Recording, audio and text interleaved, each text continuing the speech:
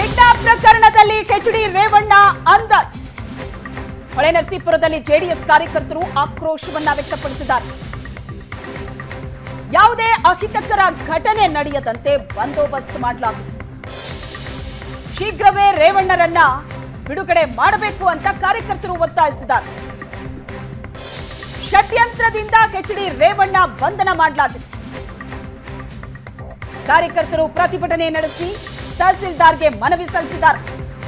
ಹೊಳೆನರಸೀಪುರದಲ್ಲಿ JDS ಕಾರ್ಯಕರ್ತರು ಪ್ರತಿಭಟನೆ ನಡೆಸಿ ಆಕ್ರೋಶವನ್ನ ವ್ಯಕ್ತಪಡಿಸಿದರು. ಷಡ್ಯಂತ್ರದಿಂದ ಎಚ್ಡಿ ರೇವಣ್ಣ ಬಂಧನ ಮಾಡಲಾಗಿದೆ. ಶೀಘ್ರವೇ ರೇವಣ್ಣರನ್ನ ಬಿಡುಗಡೆ ಮಾಡಬೇಕು ಅಂತ ಜೆಡಿಎಸ್ ಕಾರ್ಯಕರ್ತರು ಒತ್ತಾಯಿಸಿದರು. ಪ್ರತಿಭಟನೆ ನಡೆಸಿದರು. ತಹಸೀಲ್ದಾರ್ಗೆ ಮನವಿಯನ್ನ ಸಲ್ಲಿಸಿದ್ದಾರೆ ಕಾರ್ಯಕರ್ತರು. ಷಡ್ಯಂತ್ರ ಇದು. ಷಡ್ಯಂತ್ರದಿಂದ ಎಚ್ಡಿ ರೇವಣ್ಣ ಬಂಧನ ಆಗಿದೆ. ಶೀಘ್ರವೇ ಅವರನ್ನ ರಿಲೀಸ್ ಮಾಡಬೇಕು ಅಂತ ಕಾರ್ಯಕರ್ತರು ಒತ್ತಾಯಿಸಿದ್ದಾರೆ.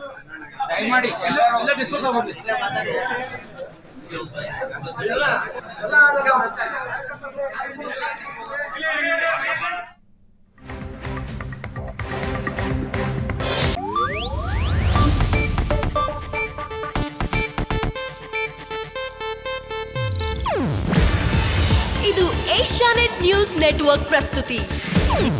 ನೀವು ನೋಡ್ತಿದ್ದೀರಾ ಏಷ್ಯಾನೆಟ್ ಸುವರ್ಣ ನ್ಯೂಸ್.